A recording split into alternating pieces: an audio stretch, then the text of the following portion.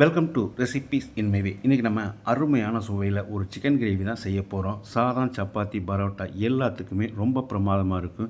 அதுவும் ரொம்ப சுலபமாக செய்யக்கூடிய ஒரே சிக்கன் கிரேவினா அது இதுவாக தான் இருக்கும். இதை எப்படி செய்கிறது, இதுக்கு தேவையான பொருட்கள் என்ன பார்க்கலாம் வாங்க. 200 கிராம் அளவுக்கு 3 தக்காளி, 6 காஷ்மீரி வரமிளகாய், 20 முந்திரியை ஒரு 10 நிமிஷம் வேக வச்சுருக்கேன். வேக வச்சுருக்க தக்காளியில் இருக்கிற தோல் எடுத்து வச்சுருக்கேன். இதை மிக்சி ஜாரில் போட்டு பேஸ்ட்டாக அரைச்சி எடுத்துக்கலாம். வாணலியில் எண்ணெய் காய வச்சுருக்கேன். 2 பெரிய வெங்காயம் நீல வாக்கில் நறுக்கினது. இதை எண்ணெயில் போட்டு ஃப்ரை பண்ணி எடுத்துக்கலாம். இது முறுமுறுப்பாக ஃப்ரை ஆகிறதுக்கு ஒரு 5 நிமிஷம் பிடிக்கும். வெங்காயம் நல்லா வறுவிட்டுருச்சு. இப்போ இதை எடுத்து பிளேட்டில் போட்டு ஆற வச்சிடலாம்.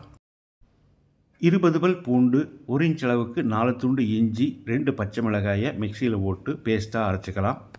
1 கிலோ சிக்கன் கழுவி எடுத்து வச்சுருக்கேன். இதில் 2 டேபிள் ஸ்பூன் உப்பு போட்டுக்கலாம். 1/2 டீஸ்பூன் மஞ்சள் தூள், 2 டேபிள் ஸ்பூன் மல்லித்தூள், 1/2 டேபிள் ஸ்பூன் சீரகத்தூள், 1 table spoon chicken masala, 1 teaspoon garam masala, 1 table spoon மிளகாய்த்தூள், இஞ்சி பூண்டு பச்சை மிளகாய் அரைச்ச பேஸ்ட்டையும் போட்டுக்கலாம். முறுமுறுப்பாக ஃப்ரை பண்ணி வச்சுருந்த வெங்காயத்தையும் பொடிச்சு போட்டுக்கலாம்.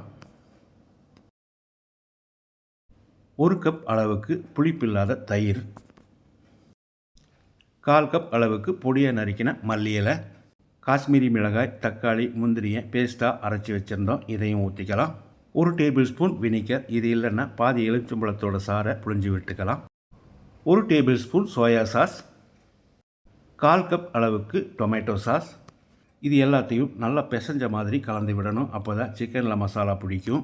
இதில் நான் கொஞ்சமாக ஃபுட் கலர் சேர்த்துருக்கேன். 4 மணி நேரம் மேரினேட் ஆக விட்டோம்னா சிக்கன் ரொம்பவே மிருதுவாயிரும். அதே சமயம் சீக்கிரமாகவும் வெந்துடும். வாணலியில் 4 டேபிள் ஸ்பூன் எண்ணெய் ஊற்றிக்கலாம். 2 கொத்து கருவேப்பிலை. இப்போ இதில் 4 மணி நேரம் மேரினேட் பண்ணி வச்சுருந்த சிக்கனை போட்டுக்கலாம். கூடவே ஒரு 1/2 கப் அளவுக்கு தண்ணி ஊற்றிக்கலாம். இதில் நான் 1 டேபிள் ஸ்பூன் நெய் சேர்க்கிறேன். நீங்கள் விருப்பப்பட்டால் சேர்த்துக்கோங்க, இல்லைன்னா விட்டுடலாம். நெய் சேர்த்த பிறகு 1 நிமிஷம் நல்லா கலந்து விட்டுடலாம். அதிகப்படியான தீயில் ஒரு 5 நிமிஷம் கொதிக்கட்டும். 5 நிமிஷம் கொதித்து வந்துடுச்சு. இப்போ ஸ்டவ்வில் தீயை குறைச்சி வச்சு மூடி வச்சிடலாம். ஒரு 15 நிமிஷம் வேகட்டும். இடையில கலந்து விடணும். 4 மணி நேரம் மேரினேட் பண்ணி வச்சுருந்தால சிக்கன் நல்லா மிருதுவாக வெந்திருக்கு. இதை பார்க்கும்போதே தெரியும் எந்த அளவுக்கு மிருதுவாக இருக்குன்னு. பொடியாக நறுக்கின மல்லி இலை போட்டு கலந்து விட்டு இறக்கிடலாம். மணக்க அருமையான சுவையில் நம்மளோட ஹைதராபாதி சிக்கன் ரெடி ஆயிருச்சு.